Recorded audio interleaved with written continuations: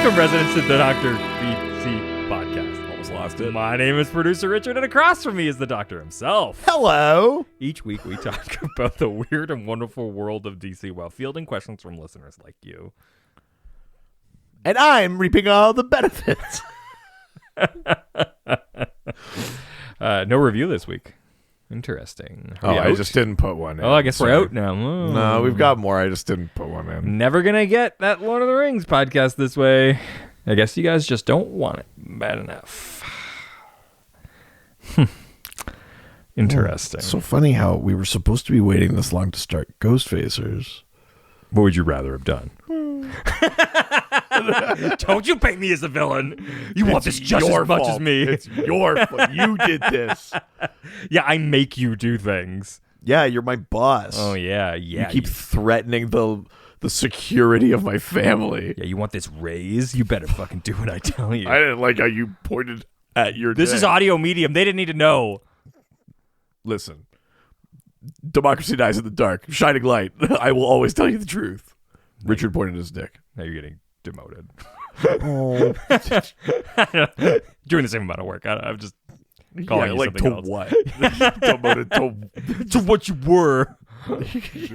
Same duties, no pay change. But you'll know. I would, yeah. Yeah. That's true. I would know. This is the second episode of Prescribed Reid-ing Month. You're goddamn right it is. Holy shit. Woo! We are going double bat to bat, but I'm excited for this. Yeah. Well, this is so for those who are maybe just tuning in, this is the month where Richard picks a book each week for us to read and talk about. Yeah. I'm like outside of comic books. Like I'm not really a big reader, but like Well, we know that. You're more of like just a masser of things. it's the same thing. Enter the collector. I have gotten to another breaking point that I need to kind of make some decisions. Lucite hardening. I have, I've filled all of the things and all the space, and so I very quickly need to start making some decisions. I've got a few white sort of box spaces here, like short just boxes, know, but no, it's okay. You've I'm got good. a friend No, who's it's all happy right. to help you. Yeah, no. I'm good. Well, we'll see. That seems slightly threatening. I don't know. Someone's going away on vacation. And I have the code to the door. I can just lock you out, though. Shit. Damn it. Fuck. It's really easy. Fuck. No. Though it's funny because a friend of ours is watching my house while we're gone. Right. And I was like, by the way, you can use the PlayStation 5. And they were just like, oh, I'm never leaving. Yeah, so I'm just moving in. Yeah. They're just moving in for the time where you're gone. And it's funny because they have a partner and a child, and they're like, no, I'm just moving in. They are staying. I was like, oh, awesome. So funny. That's very funny. But yes, this whole month is for once I'm choosing. Yeah. Except for the last week, which is all up to you, residents. Well, you're choosing based on the theme. Yeah, of course. They I didn't sort of pick. pre-decided. How anything. could you? They haven't picked the theme. That doesn't even make sense. That would be fucking stupid to I think. sound like happens. a fucking idiot. I'm gonna kill myself. Jesus. Much like Batman tried to this week. Good Lord. What a insane segue. But apt. I mean, kind of. Kind of. Based on the cover of. Well, and this. the inside does. Yeah. We'll get to it. We'll get to it. But yes, this week we're reading Detective Comics Volume 1, number 426. Nice. Which has two stories in it, a Batman story and an Elongated Man story. That's right. But on the cover, it's Batman has written a suicide note. He's got a gun to his head. I think Batman famously does not use. Yeah. Yeah, that's right. Except he has a no-kill rule. Except for himself. Darkseid and himself. Mm-hmm. Yeah. Yeah. I forget how we do this. I'm very tired. You were very tired today. It's the first day of the week, and you are exhausted. You were also surrounded by kids all weekend. Well, for one day. Yeah. legitimately. Yeah, and that makes it sound like the other day not legitimately. Not what I meant. Illegitimately. Strike this from the record. Yeah, Your Honor. Then, Good God, Lord. No, I am. I'm a sleepy bunny. I don't. That's what I'm a sleepy bunny. Are bunnies like particularly sleepy? I don't fucking know, man. I'm tired. What's sleep? So, this book, I think it looks like it's the 70s. It seems like it's the 70s throughout the whole thing. August 1972. Who is the creators of this book? So, again, 2 stories. So, you want to go one story at a time and talk about them? So, the Batman story, which is obviously the main story in a Detective Comics issue. Yeah. It's written and art by Frank Robbins.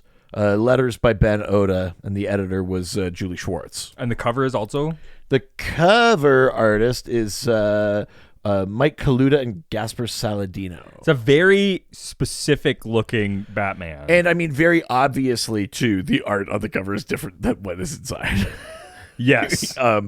The art on the cover feels very much in line with this era. The art on the inside at times veered. Maybe I don't know if maybe it's part of like the digital transfer when things go to, like DC Universe Infinite or whatever, where we read this, but like some of it felt very like old to me.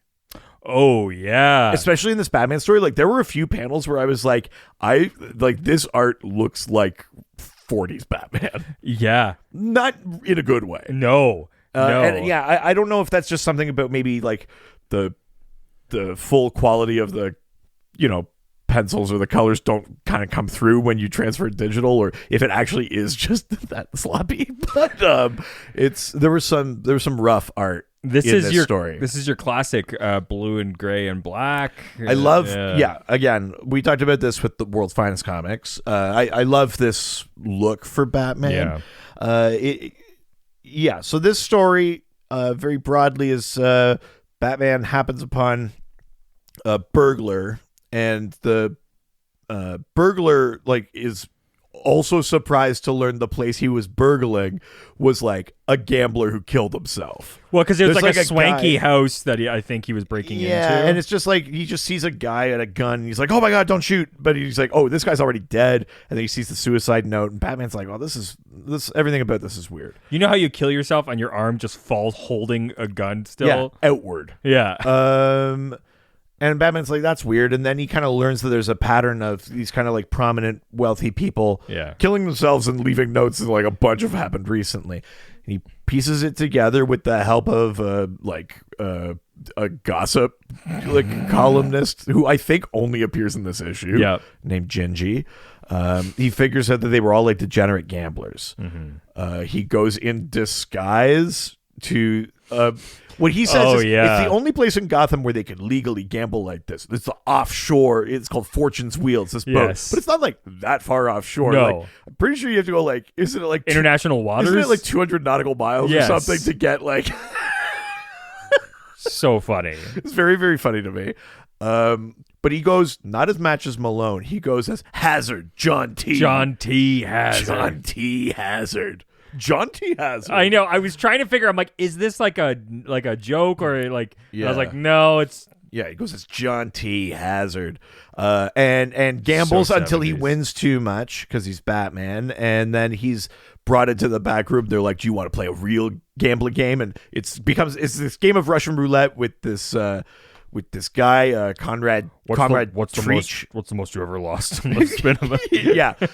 The guy has like a pressurized container, and they do this back and forth. They go like to the guy's place. They do this back and forth like Russian roulette game, and you learn that it's rigged. And Batman finally gets all the pieces together because there were all these weird details of the crime, like how many bullets were left, and all sorts of weird stuff. And why were these people doing it? And he finally puts all the pieces together. He apprehends Conrad Treach or whatever his name is, and the end. Yeah, it's a bonkers story. Yeah. I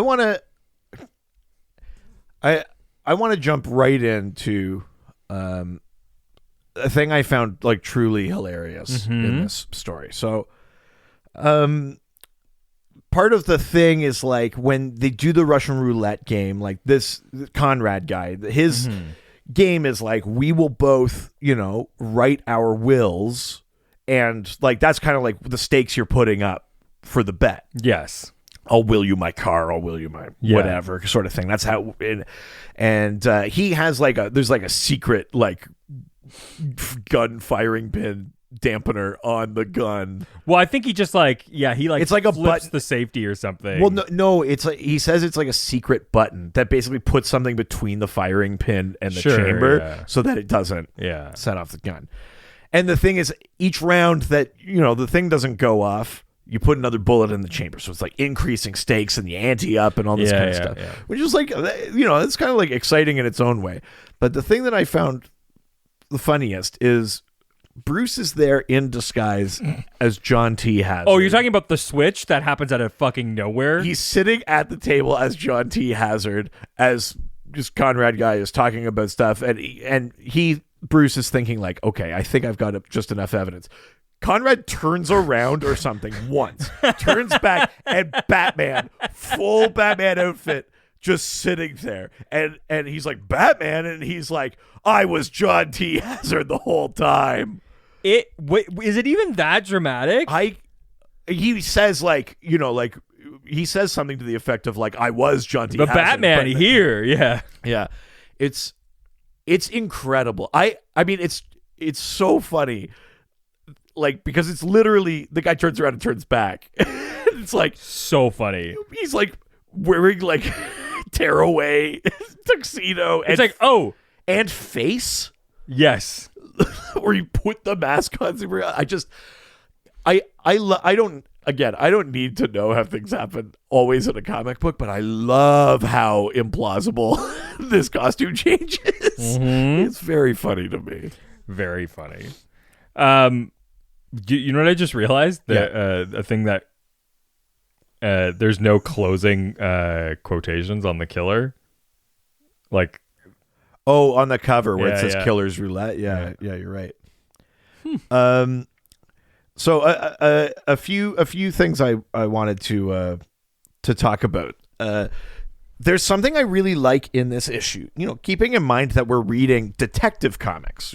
Obviously he's trying to figure out like, why would all these people kill themselves? What is the game? Like, what is Conrad getting out of this? How's he pulling it off? How is he guaranteeing he wins Russian roulette? All these things. There's a detective story kind of in there. But there's a page that has Batman is looking at all of like the case files or something. Which page? Page 6. Sure, yeah. And he's looking at all the case files, and also I've never seen them number pages like this, or at least I've never noticed. Oh yeah, they're there. Wow.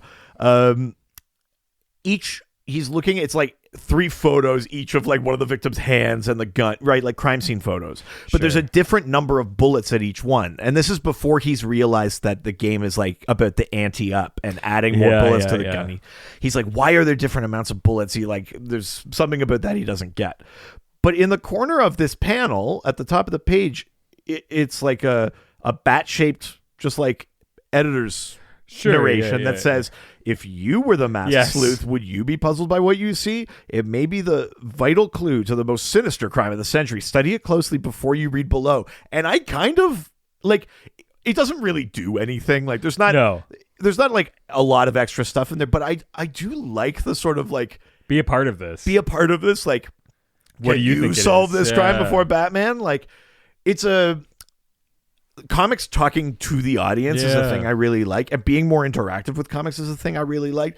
Best example of it came up, a few months ago, was Flash 776. Did a really, really good job of that. It was like they were going through the second dimension, and Dr. Fate would like look out and be like, turn the book, and you'd turn it and you'd flip the page and they'd fall down. And then he'd be like, turn it back, and you'd turn it back and flip the page and they'd like crash through the... Oh, that's cool. Like fun as hell. Yeah. This is a way like poor man's version of it, but I still love the energy of that. And then but then it kind of made me go like, oh fuck, like why isn't there more of that? Like, did you like, look at the crime scene, Yeah. gather the clues you can. Like, it almost feels like every other page needs a thing like that, because I kind of wanted more of it. It was sort of more, it's more fun than the story actually is, like the idea of like, could you guess why there's something fun about that. I wanted more of that. There's also a line in this page specifically that I am obsessed with, which is Batman saying, "Gingy baby, I want a line on some info." I mean, Batman has some outrageous dialogue. Hey, Gingy baby. So you're right. Every single person in this entire book, besides one person, kind of sounds like they're like, "Hey, what do you mean?"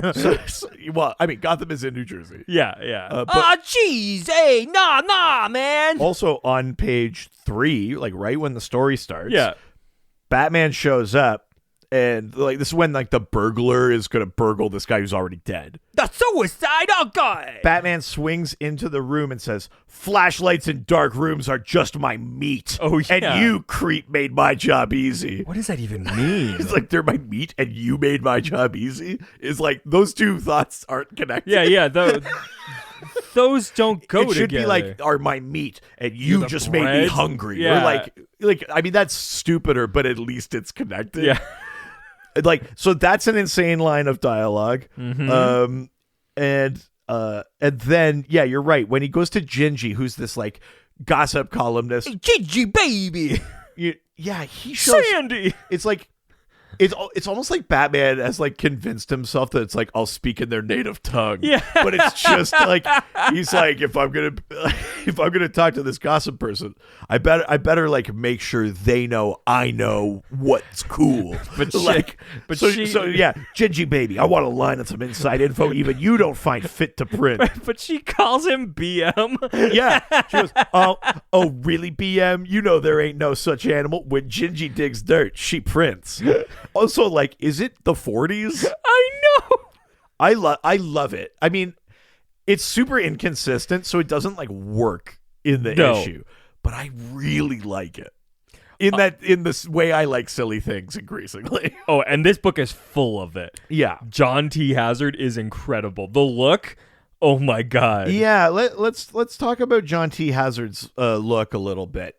I thought at first he'd be Matches Malone. I thought so and too. I was looking for the mustache. I didn't see it. But he's wearing like a white jacket. But is he wearing like one of those frilly blue shirts? It's the 70s, baby. Oh, fuck yeah. He looks like a Vegas like bar singer. Yeah, he's got big fucking like Michael Douglas sunglasses and shit. He's got the hair. He's got the hair. Yeah, it's black pants, white jacket. Yeah, frilly blue thing. Big, thick 70s like sideburns. Oh man, it's a great look. And to think that under that he was wearing his bat costume. I don't know the mechanics of that super well. It'd be really funny if like most of it was tearaway, but he still had to put the cowl on. He's like, "Don't turn around yet. I'm almost ready." Doing the costume. Also, watching him be like a dirtbag gambler. Yeah, well, and here's the other thing.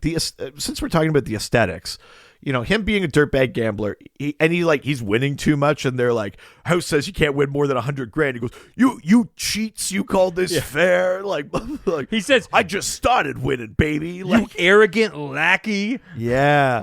Yeah, I do like that Bruce, he enjoys getting into a role. I think that's fun. But since we're talking about the aesthetic, we got to talk about Conrad Treach. He's the only person I think talks like this. I mean, he looks like a man who sounds like that. A private game, a most challenging one. He's just between you and me and a spinning cylinder of fate, I say. Yeah, exactly. He's wearing like a red velour jacket, like a smoking jacket. He almost looks like he has a powdered wig on. Yeah. He's got a big fucking mustache that's all curled and shit. And yeah, like they go to his house and he's like, "All right, so the stakes will keep anteing up every." I'm just a simple country gambler, but I'm just a simple country Gotham bad guy. He definitely has that vibe, which is really fun for me. Oh, I loved it. He's my favorite part of his story. Something too about like like the revolver and all the like. I know they were using revolvers in the 70s, but I just This has between that and the dialogue with Gingy and like the weird Batman being like more quippy than he usually is in comics now.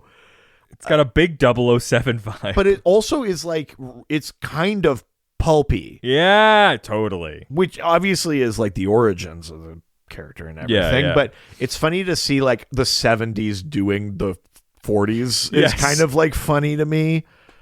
And there's a lot of that in this issue. And you're right. Gotham has a very, Italian American sort of thing going to it until it's about a riverboat casino, a guy named Conrad Treach, and then they drive up to his house that looks like a plantation home. Like, So and then it's like, what funny. part of Gotham is in fucking South Carolina? It's like, Welcome to the gambling swamp, no? it's like, it's very, I love it.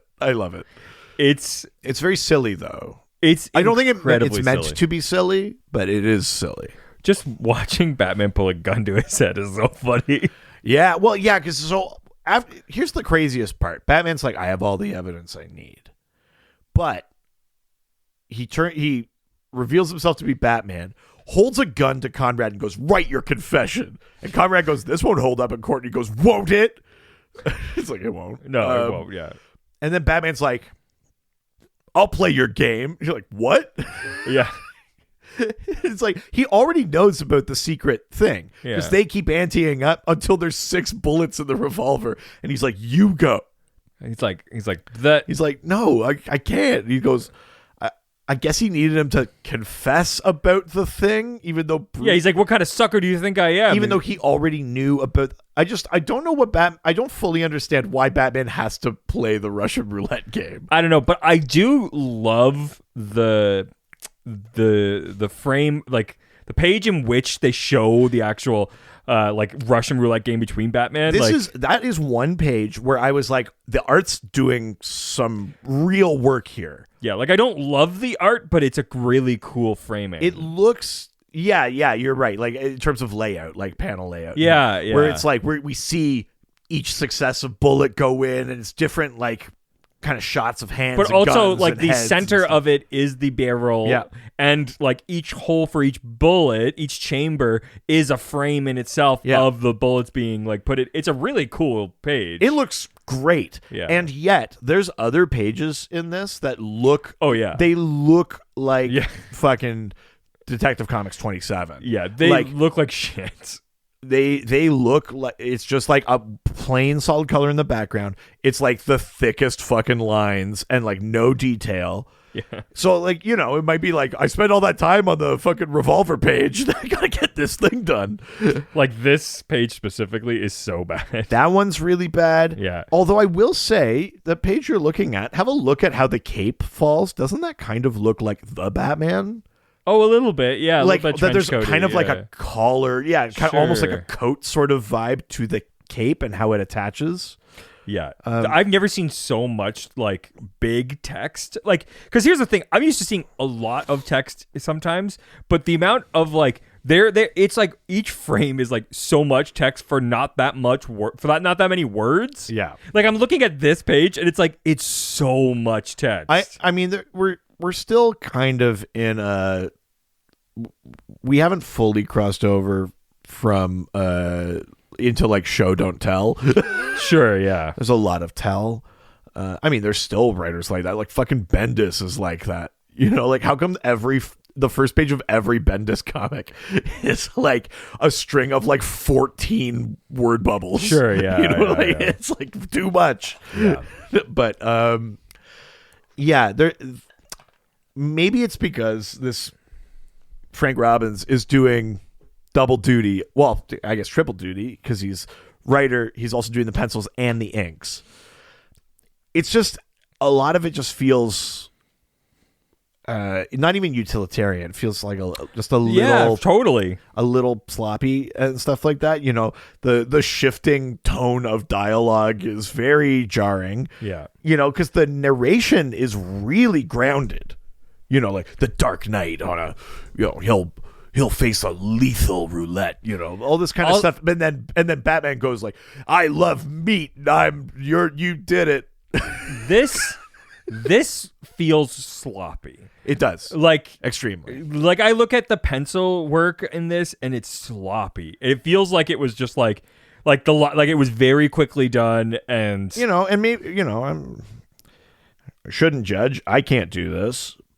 And who knows what the deadline timeline situation is, but certainly in this issue compared to the Elongated Man story, this one looks like shit. Yeah, like I can see eraser marks. Like it's sloppy.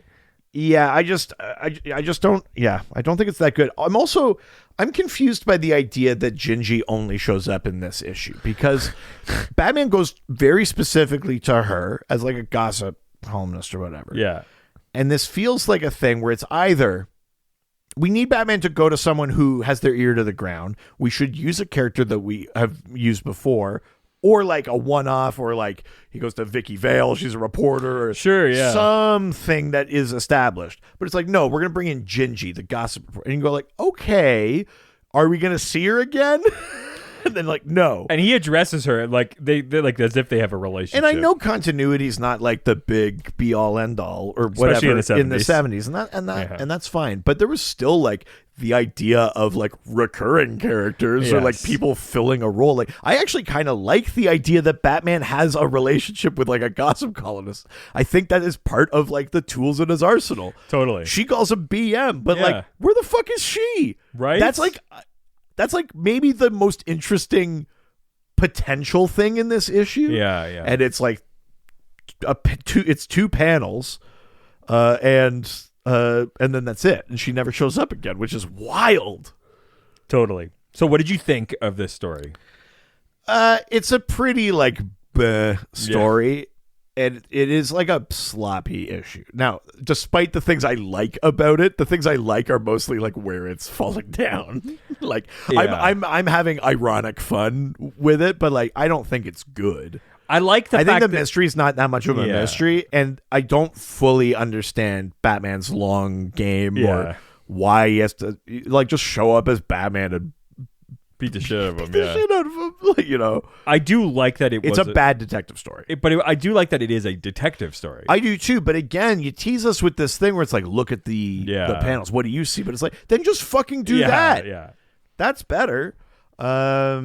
So yeah, I mean, I'd probably give this like a 2.5. Sure, capes. Totally. It's just like, bleh. It doesn't. It's like an issue someone had to get done. Yes, 100%. And that's about the best I can say for it. But like, it's fun setup. It's fun to read to see the weird crap and shit. Yeah. But like, if I was just in the era reading it, I'd be like, that's whatever. But at least the next story isn't weird. Next story is weird in its own way. Yeah. So the Elongated Man. This story is called "Trail of the Fadeaway Footprints," which is not really what the story is about. Nope. Hungarian title. It's written by Len Wein and art by Dick Giordano, letters Ben Oda, Julie Schwartz, editor. So in this story, and I don't know if this is picking up on anything, just where they drop us off. No idea. Ralph and Sue Dibney are walking through a desert, and Sue is like on Ralph's hand, wearing like a weird outfit. Well, isn't it like supposed to be like, it's almost like safari? Not really. Not really. It's like some weird, no, you're right, 70s green outfit with like what's it called? Oh yeah, she's got fucking fringe and shit too, and bell bottoms, like a cowboy hat-ish. Oh, it's true actually. And she's holding an umbrella, which I guess sun, but still, it's weird. Yeah, it's like a parasol. Yeah. But they're walking through a desert. And they see an oasis, and Ralph goes, "No, it's not a fucking oasis. It's you just dumb idiot. It's a mirage." Yeah. But then they see like a dying, like a frogman, not a frogman, but like a frogman, a guy in like a wetsuit, a diver. Yeah. And he's wet and dying, and he's bleeding out, and they're like, "How did That's this a mirage. happen? That's a mirage. Where did he come from?" And that's it. Such a better hook for a detective story than like a bunch of rich gamblers clearly killed themselves in a gambling game. Yeah. So they go to try and figure out like where this guy came from. He got shot. We got to figure it out. And they're like following I guess they're following footprints for a bit. They're following a bit of a trail. They don't really show that. You get away with it. Yeah, because Ralph is like running and his head is stretched down to the ground to follow the tracks. And he goes, fuck, we lost them. But then they find this old like abandoned like frontier town. This like ghost town. You know, the old kind of west facades and stuff.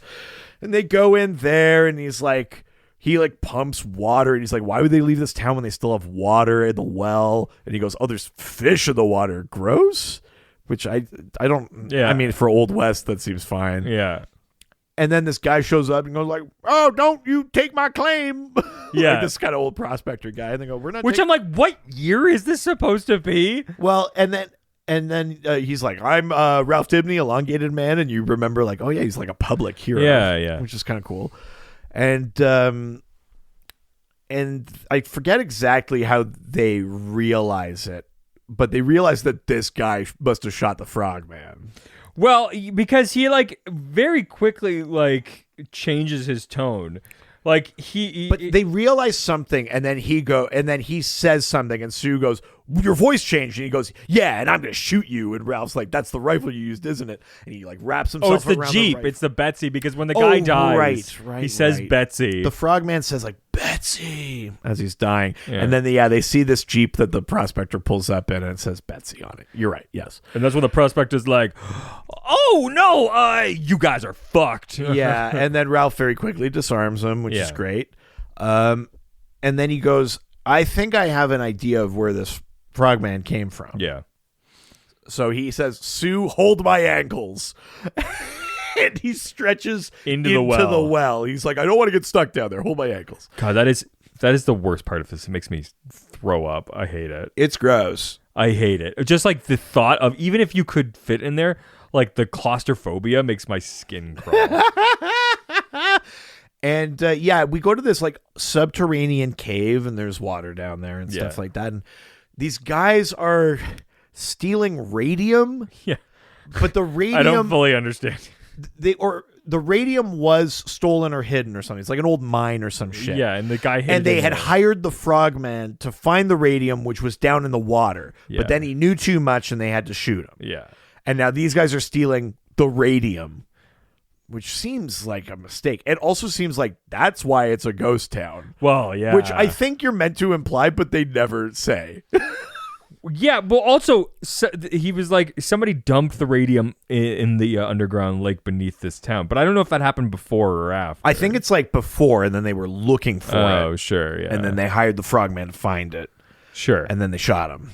And Ralph shows up, beats him up. Yep. And we got the radium. We did it. Yeah. The craziest thing, and I think it's because there must have been like an ad or something, is that this story ends with 2 panels just on the top of the page. The bottom of the page must have been ads or something like that. I didn't realize they just removed them. Yeah. Well, yeah, because I mean, look, we're reading the whole thing. We don't see any of it. So it must just be removing ads or something. But it's funny that the story just kind of spills over almost onto like 2 panels of the next page. But yeah, that's basically it. It's fine. Here's what I like. I love that Elongated Man can smell a mystery. His nose keeps twitching. Yes. Sue keeps saying, I didn't know that was a thing. I know you're thinking something. Oh, yeah. He can smell a mystery. Okay. His nose twitches when there's a mystery. Okay. And Sue's like, I know something's going on here. They also end up in the desert because they got their car broke down? Yeah, they ran out of gas or something is kind of why they're there.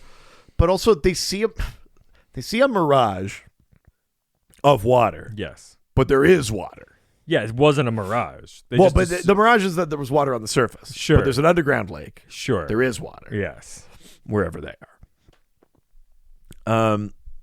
But yeah, I mean, ultimately, it's like an interesting hook that's like, where did this diver come from in the middle of the desert? Yeah. But like, there's almost no answer to that that's as interesting as the hook. No, it's more of like, whoa, and they're like, oh, because there was water. I actually think this story probably does everything it's supposed to do. Yeah. But it's just like they're stealing radium. He stops them. It's easy. Yeah. Like there's no challenge. At least in the previous story, there's no like, version of like, oh, radium, the one thing that undoes the Gingold extract. There's none of that or anything.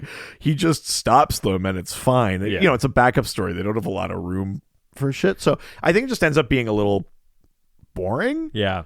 But it's better drawn, though. You know, this is Dick Giordano. It's way better drawn than the Batman story. 100%. By a long shot. Yeah. It's a more cohesive story, at least, than the Batman story. Like, it's boring, but it makes sense. Yes. The Batman one is like, what is happening? We're like...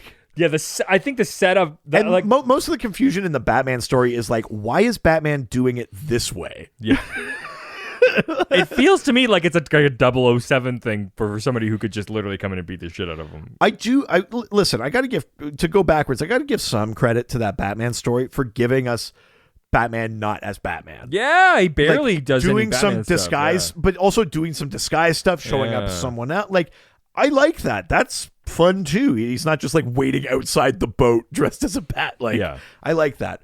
But this story, the Elongated Man one, is, you know, it's pretty short. He doesn't face any real challenges. It's not like he goes into the pipe and then the prospector puts the gun on Sue and then he's like, oh, I'm stuck halfway. Yeah. Like, how am I going to, like, there are no challenges to Elongated No, Man. it's like, here's a problem. Oh, that's what it was. Solved. Yeah. So it's just kind of like unceremonious. It's challenging when you have these like short stories, right? Well, I think it's that probably combined with like how many other things are you writing this week, this month, this, you know, like I think that's probably part of it too. But it's fine. It's just kind of dull. When did they stop doing these like stories of where there's like multiple inside detectives? I mean, they still do. Do they really with detectives? Still? Detective Comics is still doing. They just finished a big arc that was the Tower was the main story, and then House of Gotham was the backup story. Oh, okay. Yeah, they still do it. You know. Interesting. Yeah. But are they still I'm not saying they did it contiguously. There Yeah. are sometimes there's just Detective Comics issues that are one story, but is it consistently like detective-y stuff? I mean, generally, just to stick on Yeah. theme. You know, right now the backups in Action Comics are Martian Manhunter. Sure. Yeah. But yeah, you know, it's generally you try to stick on. You're not like doing it's a Batman story here, and then like the backup is like Green Lantern. Like yeah. Unless someone, I guess, had a very specific detective-y Green Lantern pitch or something. But Because that would be cool. that'd be cool too. But yeah, I mean, it's interesting. They're both famous detective characters. Yeah, At that's least- why it was kind of cool to see both of them in this. You know, you have the world's greatest detective or the Dark Knight detective, Yeah. and you have, you know, the stretchable sleuth, the Yes. ductile detective. Ductile. They call him that in this story, the ductile detective. Is that mean stretchy? Ductile. Yeah. Oh, okay. Yeah.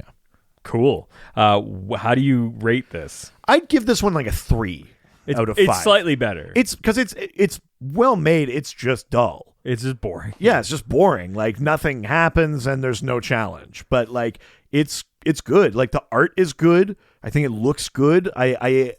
Because there's perceptible, you know, fashion and faces and stuff like that. Technically, that is also true in the Batman story. But there are panels where it's like this is a smudge on a page. Yeah. Like there's some bad art in For that sure. Batman story. 100%. Yeah. All right. Well, we've got some questions. Wow. I know. Some questions about Detective Comics. I know. What a weird concept. Right?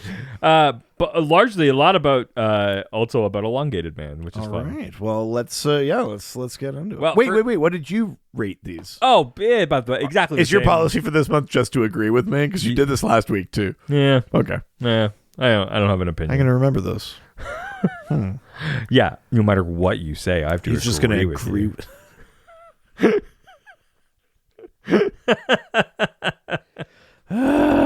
All right. Let's go to Twitter. That's Twitter. First question comes from our favorite religious representative, Chris Chan. Oh, Chris Chan. Who asks, do you reckon the writer learned what Russian roulette is and just wrote a story about it?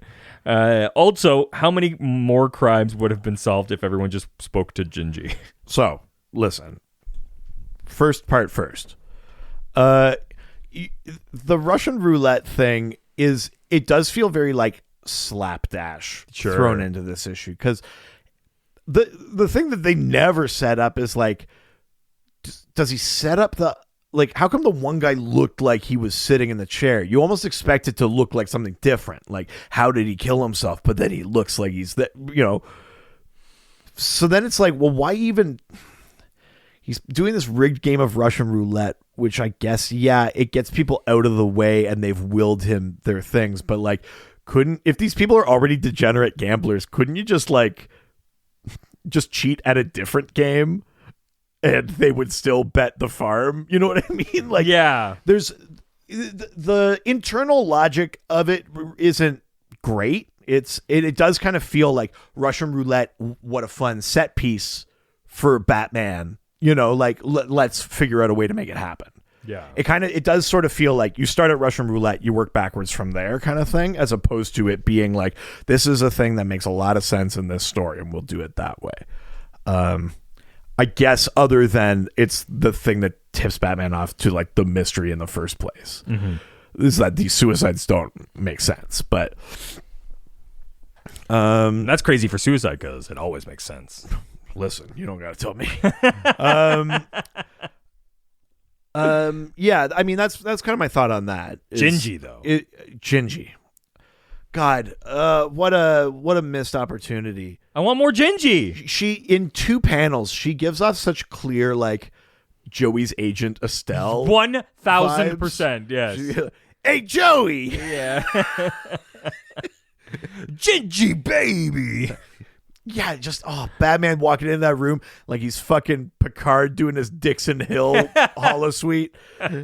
Just Gingy baby. Gingy baby, give me the down low. Lay some skin on it. Whatever the fuck slang. Even the criminal being like, nah.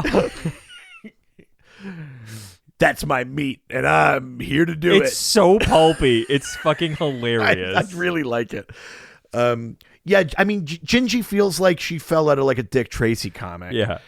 I do kind of wish we had, like Batman has had lots of informants, and sometimes they're just crooks, or sometimes it's the Penguin, or sometimes it's the Riddler, or, like Batman has had informants and stuff like that. But there's something so amazing about Batman being like, listen, the gossip rag is tapped into like a somewhat information network. Yeah. And certainly for my purposes, it's more credible information than I might even get from news. Yeah. It's like people with their ear to the ground who talk, who blab, who like can't keep secrets, Love it. I like the concept of Batman going to her. I love the idea of them having a relationship, especially one so casual of her going like, hey, BM. It's actually almost hard for me not to. That's what I say every morning in the bathroom. Hey, BM. Yeah. Well, that's what I yell when it's taking too long. Hey, BM. It's really. I don't think you've ever had a problem in your life with not being able to do it. Is that the biggest problem? Yeah. It's either all at once or not at all. Moving on. What I was going to say is I actually had a hard time reading it, not thinking of like Harley's voice. Sure, yeah. Like when you think of like back in there's no Harley obviously in the 70s, and you go like, hey BM, yes, here's what I heard. And you go like do your whatever kind of thing. All the guys talk like this, and all the girls talk like this. It's Sandy. Yeah, that's every character. Oh, they're talking like this, Oh yeah, come on to my casino boat. I say. It's so funny. It's true. Gotham is the land of like caricaturish accents. Yes, I love it. But yeah, I think Gingy's a missed opportunity. You would solve a ton of crimes going to Gingy because I want more Gingy. Because truly, that's almost a better information resource than the corrupt/incompetent GCPD or the news. Like, what the fuck are they going to get before Batman does? Yeah. Batman going to gossips and like people on the street and stuff like that always makes more sense. Yeah, also, with the gossip columnist, you can find out who's the eligible bachelor this season. Yeah. And she goes like, well, it's definitely not Bruce Wayne. And he goes, we'll see about that. She goes, what was that BM? Like, nothing. Yeah. Oh, I think it is. I think it's John T. Hazard. It's John T. Hazard. What a dreamboat. I love that he introduces himself as Hazard, John T. I know. Like he's fucking Captain Kirk. It's fucking it's 007. It's Bond, James Bond. Hazard, John T. Here's my brother's Bowen Duke. Yeah.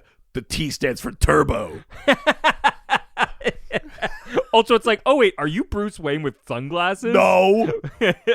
John T. Hazard. Yeah. Hazard John T. even. You look just like Bruce Wayne with sunglasses. No. Alfred, pick me up. They know it's me. Oh, were you trying to be Matches Malone again? No. I'm trying to be Hazard John T. Oh, you know it's got to be more than just sunglasses. I'm sorry, Master Wayne. Yeah. Did you even wear the ruffly shirt? They still knew it was you. I totally wore that. They still knew it was you behind the ruffly shirt. I thought that was the big, difference. The criminals are getting smarter, Master Wayne. Yeah, time to put the mustache back on. All right, let's go to the next question from Braydon, registered trademark, the Soapy Donkey. That's right. Who asks, is Lou Moxon still canon in DC Comics, or has he been written out of continuity? Lou Moxon? Oh, right. Yeah, Lou was the guy that he's like a guy that hired Joe Chill. Oh, okay. What does this have to do with these stories? Or is it Detective Comics-y kind of stuff? I guess just that it's Detective Sure, Comics. yeah. Okay. I don't know that I've heard from Lou Moxon lately. Because, the Joe Chill thing, morphs all the time. Part of it is... The Lou Moxon thing I actually think is somewhat problematic in the Batman origin thing. Because that character's, the deal was that he hired Joe Chill specifically to murder the Waynes, which makes it deliberate. And the thing that works best is when it's random. Yeah, well, yeah. Not to say it's, I'm all for, a little Elseworlds thing, or even the stuff that the Batman, that movie did of, maybe hints that there were possibly a couple of potential deliberate actions, but we'll never find out. Yeah. Almost like a reverse Joker origin thing, where it's there are many things that could have happened and you will never know. And I'm okay with that stuff. But the idea that it's no, this is something very specific and you will kill the Waynes is that I think is problematic to Batman's origin. I don't love that. No. I prefer it to... I like that it is a hit. I think that is interesting. Yeah. But not specifically the Lou thing. I don't know. Sorry, you like that it's a deliberate hit? Yeah. I don't like that. I like that it's random crime. Because it's a thing Batman can't stop.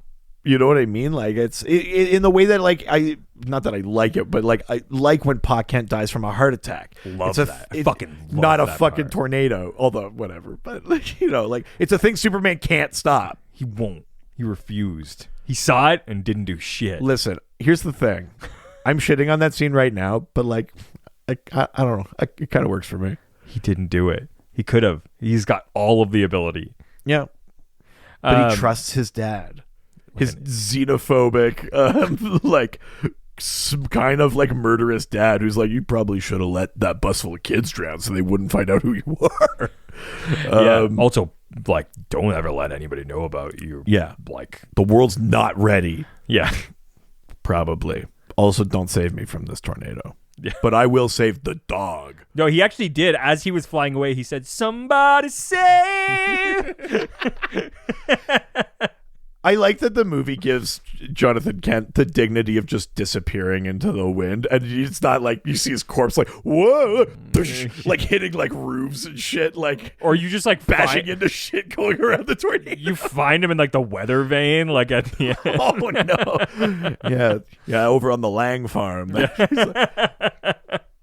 Yeah. I mean the Lou Moxon thing, if he has been brought around more recently, I don't remember it. I kind of hope he hasn't. That's an old thing. I think he's from the 50s.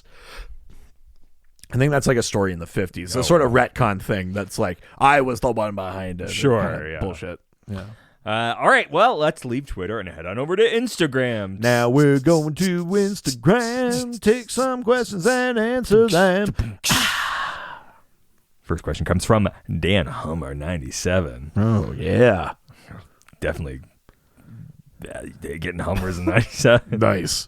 Wait, no, 10. One more year. I don't want to know anything else about you before you were 16. Oh, okay. So 16's okay? It's not okay, but it's like less gross and weird. That's 3 years past when I lost my virginity. Oh, no. Oh, no. No. I don't like this. What age did your child just turn? I will kill you. I just was asking a question. Not for me. No. No. No. I won't stop killing you. I didn't mean it like that. You're not coming over anymore.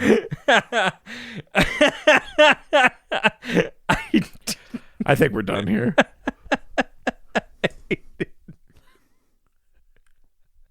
That's so fucked up. Yeah. I don't know why you said it. Super fucked up. I was more trying to scare you of like the eventuality. You are scaring me. Not to do with me though. Jesus Christ. What the fuck is wrong with you? Going through something.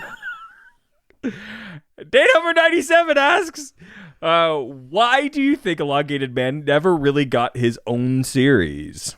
I think he only has like one, like kind of maybe 4-issue thing. Really? That's it? Yeah. Is it because Plastic Man's out there? Like, I mean, it might be part of it. Yeah. Why do I think Elongated Man never got his own series?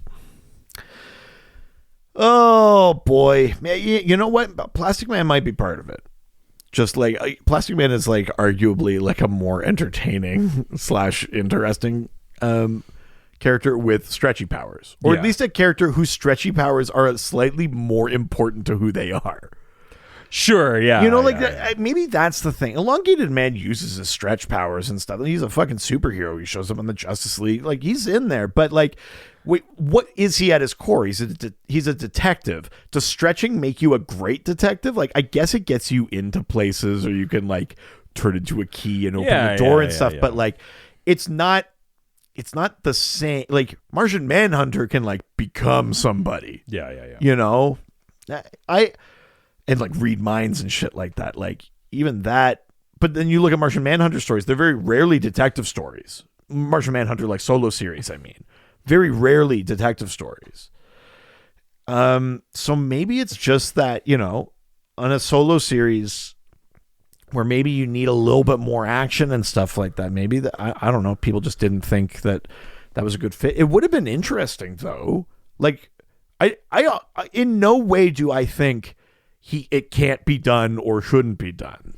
But yeah, it's probably something to do with Plastic Man also existing. It's probably something also to do with the fact that like his stretching is almost incidental to the fact that he's a detective. Because that's he and Sue, they go solve mysteries and stuff, and he can smell a mystery and all this kind of like shit. But it's great question. I truly don't know.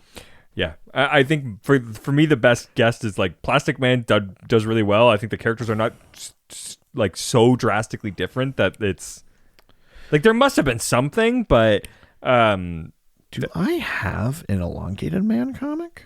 Interesting. I'm just gonna. I've got a bunch of Plastic Man, but I don't think I have anything Elongated Man. Well, I mean, again, he only had one thing. No, I don't. Sorry, I thought I might. But yeah, I think he only had like a 4-issue series. I'm doing the thing I don't often do, which is research.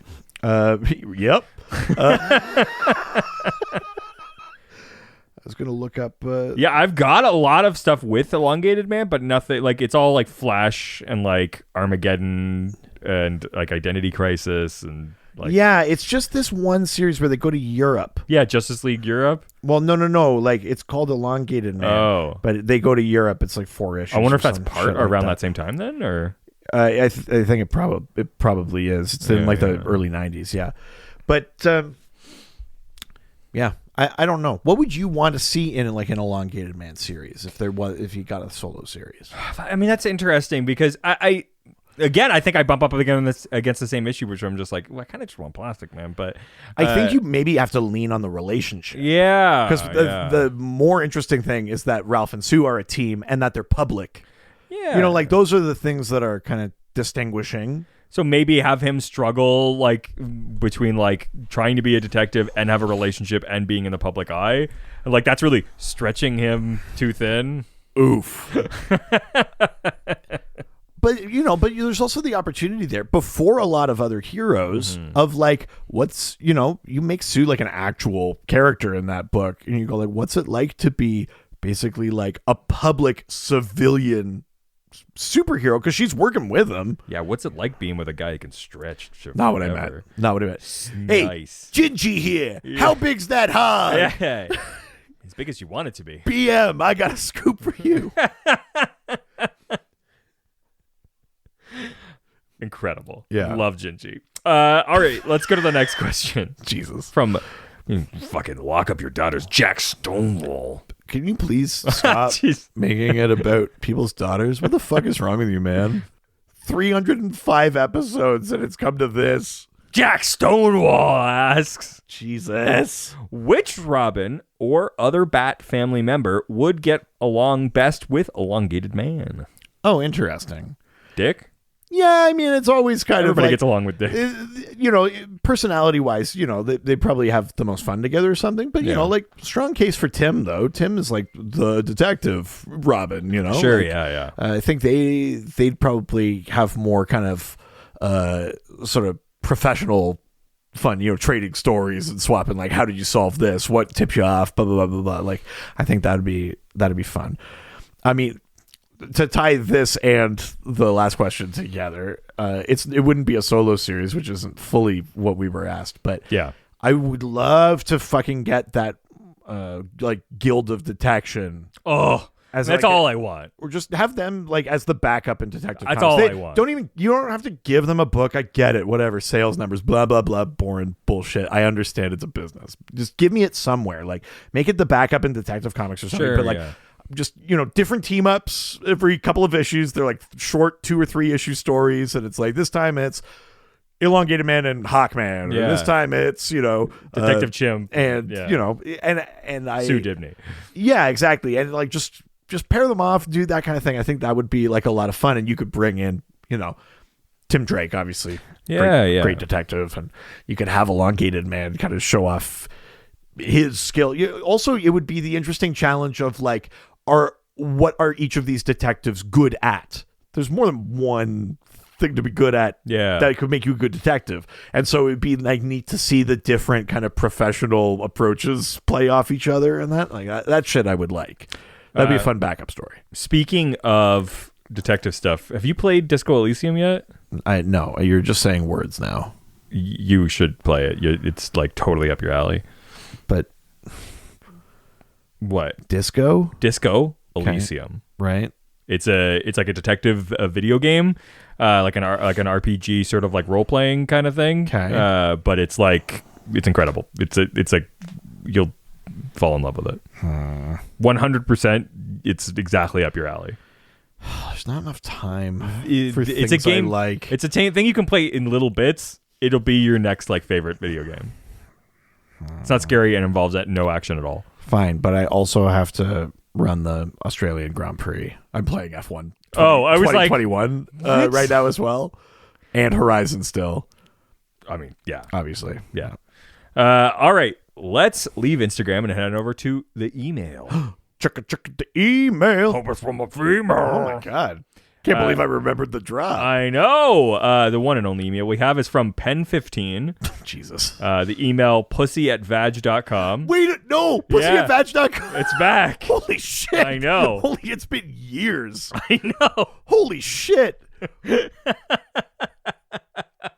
Pussy@vag.com. That's right. They're back, baby. I know. Oh my god! It literally came in as you were making the doc, and I was what? like, "Well, I'm going to toss this in here." That's hilarious. Who asks is Ralph a meta or is it just the Gingold? That's the one. The Gingold. It's me. Gingold. Gingy. Yeah. Gingold. Right. So, for those unfamiliar, if you're only familiar with Elongated Man from like the Flash TV show, Yeah. that version's a bit different. That version is it's kind of an amalgamation of Plastic Man. They're kind of like incorporating the power set of Plastic Man more, because in the show it's that he's actually like polymerized. It's that his body has become plastic. It makes him like functionally immortal. He can do anything. He could change any shape. Blah, blah, blah, so why isn't he on the show anymore? You think? If he can survive forever, you think he'd be around? I still think it was a mistake they didn't just recast and be like, I look like this now. I know, but whatever. But Elongated Man, Ralph Dibny, is a little bit different. So where Plastic Man is actual plastic,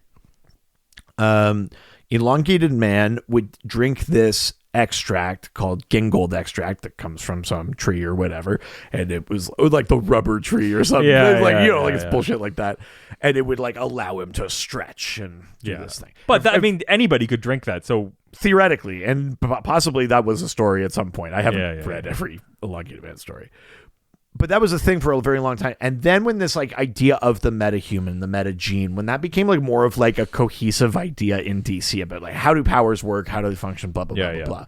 Then it was a thing where it was like Rel had to take the Gingold, but it would activate a latent metagene in him. Sure. So then it wasn't just drink Gingold and you can be Elongated Man. It was when he does it, this can happen. Sure. Yeah. So the answer is kind of both.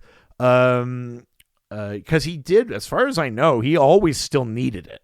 He had to drink it like, because he doesn't use this in the book that we read. Like, no, and I think it was more just like he had to just drink it regularly. But like theoretically, if he stopped drinking it, then over time he'd lose his stretch and shit like that, right?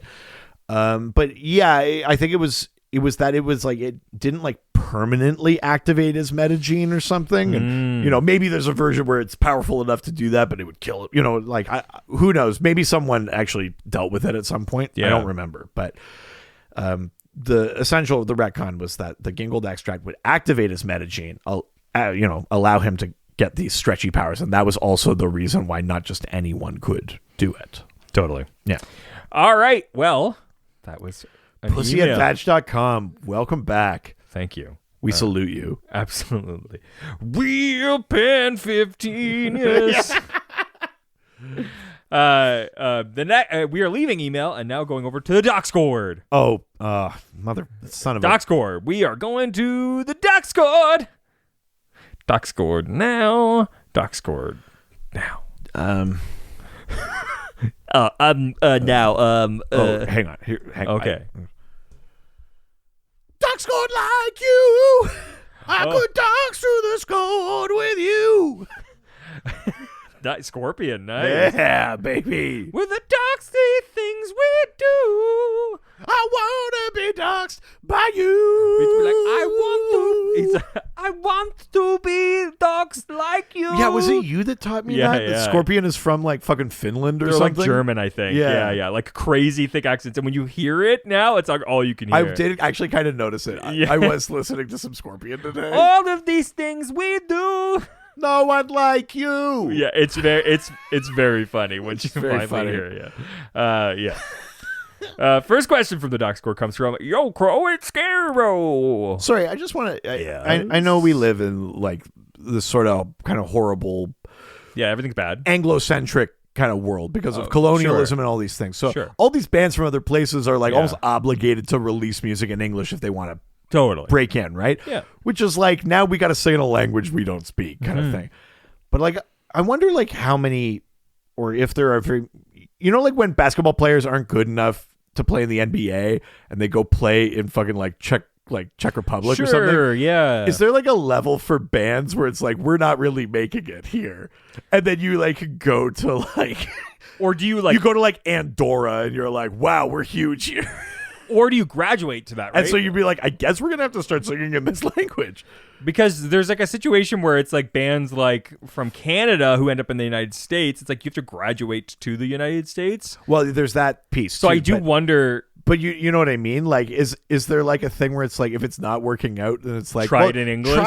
Try like a Scandinavian tour. Yeah. And like maybe like when they're not paying attention to the lyrics or something, they just like the music or something, and then you go, I guess I'm gonna start like writing lyrics in Swedish. Yeah. Well, there's the whole And then like, there's a bunch of people in Sweden going like, can you hear how ridiculous the accent is on this band? Because they're like trying to do it with a there is the Anglo whole like accent. we're big in Japan, right? Oh yeah, well like Cheap Trick. Yeah, huge right? in Japan. So like I have that Live at Budokan really album. Oh fuck yeah. So like I fucking love Cheap Trick. there is like the reverse for sure. Yeah, that's fair.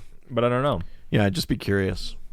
So first question from Yo Crow at Scarebro, who asks, how would you adapt Conway Treach in today's society? Right. Would you make him more like Jigsaw to save the lesson of life as a gift, or a man that ultimately doesn't care if he lives or dies, but wants to leave it to fate, but is trying to push it to the limit? I mean, I think either of those are interesting takes. I do like the idea of a guy who's like, I don't got a care in the world. I either get rich or I die. Either way, I'm out. You know what I mean? Yeah, yeah. There's something very compelling about that, and certainly in terms of modern storytelling, that makes way more sense than whatever the fuck he was doing in this story that we read.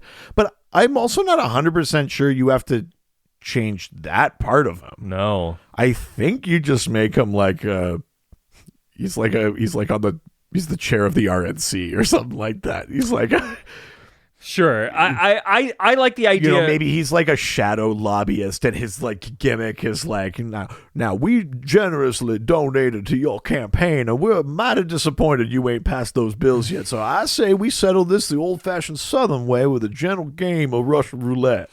You know, like he's like manipulating like the halls of power in this kind of twisted kind of. I guess I'm just pitching to revamp the character, the Gambler, though. Sure. Who's the like Injustice Society bad guy, like the Golden Age villain. Yeah. That's on Stargirl and stuff like that. Like I might just be pitching the Gambler. I'd rather be like the like modern like tech super like elite rich guy who's like very pretty, but like is like constantly chasing the big game. Yeah, like an adrenaline. Yeah, and so it's just like the guy who's like, he's got like the plastic smile, and he's just like, but like you've never done like Russian roulette, like that's the ultimate game. I guess there's a version of it where he's more like Le Chiffre or something from like Casino Royale, where he knows all the calculations. And sure, it's just very, yeah. He could be very kind of like he knows reserved. Exactly the way to like spin it so that it always lands. Like something like that, or like he knows how to like feel the weight or whatever. Yeah. Because can you like fold in Russian roulette? Like, is the game only that you pull the trigger, or can you go like, I think this one's the kill shot, and then you look at it and you don't actually pull? I've never played Russian roulette. That sounds great. We should try. Yeah, I guess it defeats the point of Russian roulette if there's a way out. But yeah, I mean there is a way out. Though it's the best way out. Just keep playing. Yeah, only one way out, to be honest. All right, well, let's go to the next question. Sure. From But Fartbutt, who asks, how is it that two grown men playing Russian roulette was allowed to be printed under the comics code? It's 70s. A, the code is starting to lose its teeth a bit. But B, let's really think about it. We're not seeing violence. We're not seeing blood and gore. Never. We're not seeing anything salaciously sexy. There's nothing overtly political or occult happening. And it's this guy, the people participating in this like dangerous and bad activity all die or go to jail. All the bad people, quote unquote, get their just desserts. So I will say, like by the kind of the moral, quote unquote, standing of the code, like this book probably would have flown, 15 years earlier too. But it's funny because I would be much more concerned about kids seeing this than Bloods and Gore, because it's like, oh, like this is a game. Well, but this, again, this is the thing. The code, though disguised as moral purity, wasn't really like about that. No, it was about As Bruno pointed out, actually on the Duxford, it was mostly about fucking EC Comics. But, Yes, yeah. But it was about just keeping it was keeping the government out by we'll do it ourselves and like all that kind of bullshit. But Sure. I mean, when you kind of strictly speaking look at it, is it like unsavory material? Yeah, I guess. But also, all the bad guys either get theirs or are dispatched, and there's a lesson in there. Or, and we don't see blood. We don't see, a ton of violence or anything like that. There's not even really like a lot of punching or anything. No. Batman crashes through that window, but I don't even think we see him hit that burglar. He does. Yeah. Does he? Yeah, he does. Oh, okay. Well, yeah, because that's my meat. Yeah. And I'm here to be it. And this is Arby's. We got the meats. Yeah.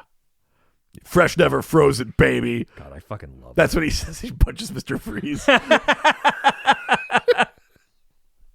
Batman becomes a meat-themed hero. I mean, I'm into it. Burger Man. Holy shit. Let's meet out back. Yeah. Time to meet your maker. By day, his name is Hans Burgerman. But by night... Yeah, time to take this, Chuck.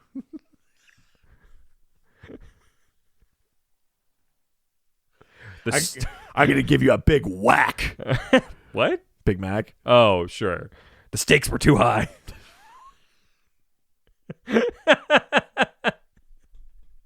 Pork chop.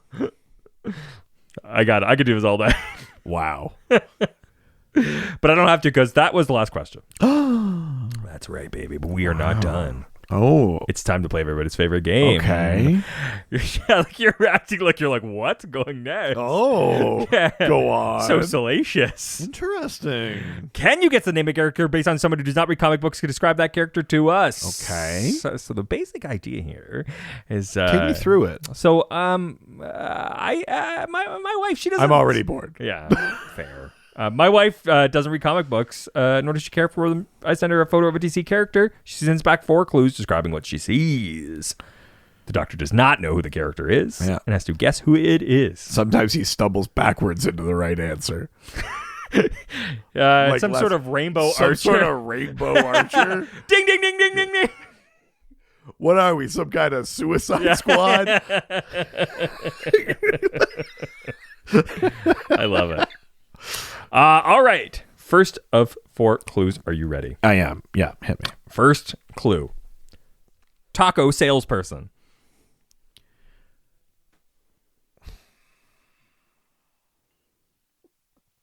Taco salesperson. Taco salesperson. What do you think when I say taco salesperson? I mean, I'm worried that this is a culturally insensitive clue, and it's just like a person in a sombrero and a poncho, and it's nothing to do with tacos. What comes to mind when I say taco salesperson? Well, no, but I'm not thinking of that. I'm thinking of what would prompt your wife to make the clue. Yeah, what do you think that maybe she might think? I don't like this, man. This is a fucking trap. Just say what you think. No, I think if there's one lesson we've learned this episode, it's that saying what one thinks is a mistake. Saying something that could be misconstrued is a mistake. Your Honor. Taco salesman. Taco salesperson. Oh, sorry, taco salesperson. Yeah. Oh. Doesn't help me. I have no idea. I want another clue. All right, clue number 2. Mondrian color palette outfit. All right, well, that always helps a little bit. Okay. Red, yellow, blue, black, white. Baby.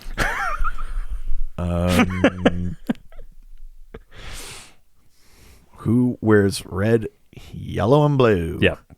Baby. Halo. No.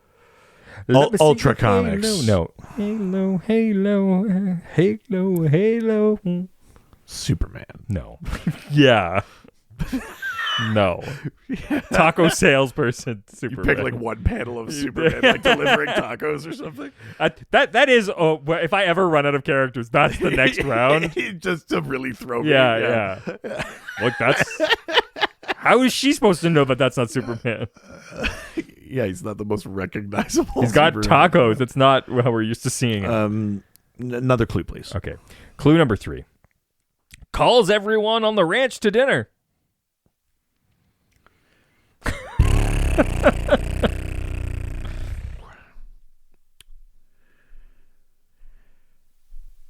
Red, yellow, and blue. I mean, it's not some like old version of El Diablo. No. God, why would you say that? Well, but you say ranch, and now I'm like, well, we did a Western episode 2 weeks ago. Yeah. Nope. You fucked me on El Diablo then, and it would be like you to try and be like, oh, I found a different version. I have never done that. I know, but I would. Listen, there's deception around every corner. I'm getting under your skin? The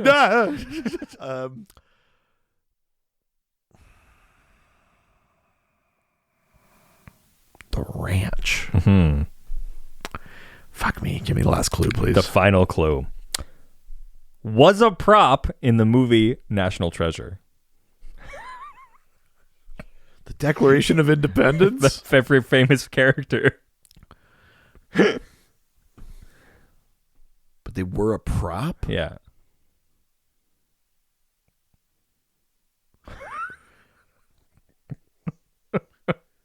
It's me, Jack Smithsonian.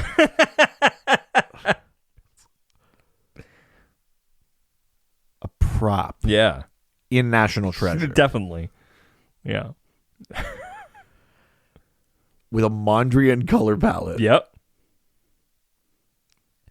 Could be a taco salesperson. Yeah. And they work on a ranch. Or like look like they do. Calls everyone on the ranch to dinner. Right. So we got some, okay. So hang on. Calls everyone on the ranch to dinner. Like like I'm thinking like something with a triangle or something. Hang on. Just fucking wait, okay? Everybody shut the fuck up. I don't think he's got it. Ma Hunkle. No. No.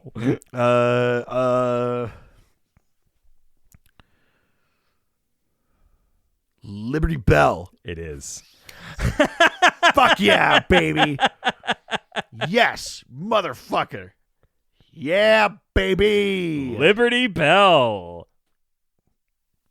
Fucking nailed it.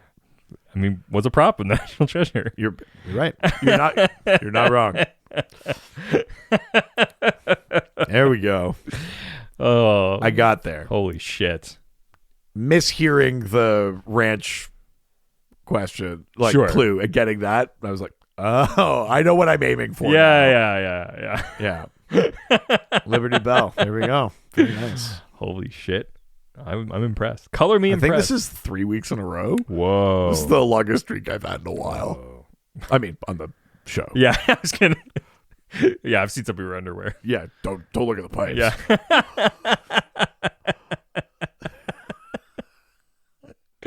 Yeah. Do you have any of you residents been able to guess this clue quickly? Nice. Wow.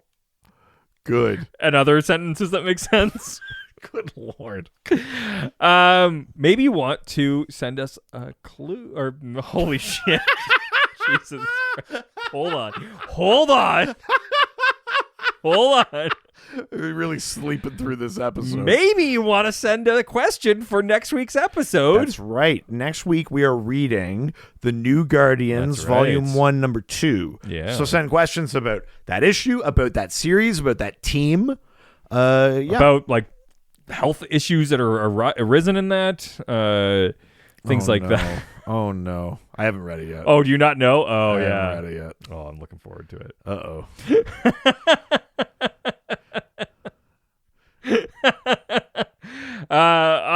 You can send those questions to our various social media platforms, such as our Facebook, Dr. DC Podcast, our Twitter, at Dr. DC, our Instagram. Oh, fuck. Is that happening again? You can't fake it. Dr. DC Makes Podcast. it happen for real. Email drdcpodcast@gmail.com. God, I wish faking it made it real. Subreddit r/Dr_DC. What? You said r/Dr. Doctor underscore DC. Okay, Yeah. I was like, hold on. I did it right. What is happening? I don't know. It's a really turbulent time. What is this? I don't know. My brain's melting. I was trying to lead up to a joke where you only visit subreddits and I visit Dom Reddits. But that's also not true. Yeah, we're the only drinks you're allowed to have are Corona. Yeah. Dom Reddits. Yeah. Because that's definitely the only type of Dom Reddit you're going on. Someone must have cosplayed or gone for Halloween. A Dom? As a dominatrix Toretto. I mean, if they haven't, I feel like I know what you're doing this Halloween. Yeah.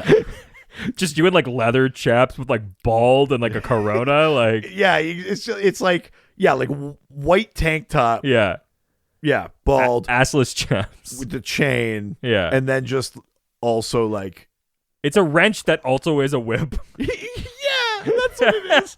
Oh, the wrench fight in Furious 7. You can also call us on the doc phone. 208-917-3238. 208-917-DCEU. If you are nasty.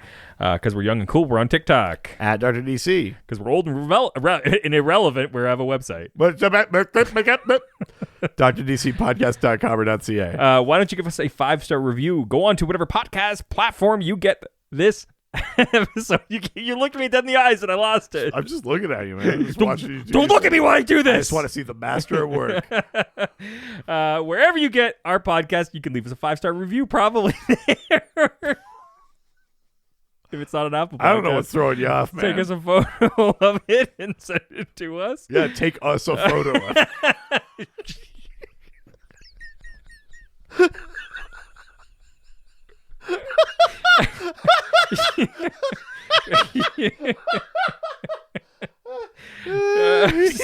Send us physical mail.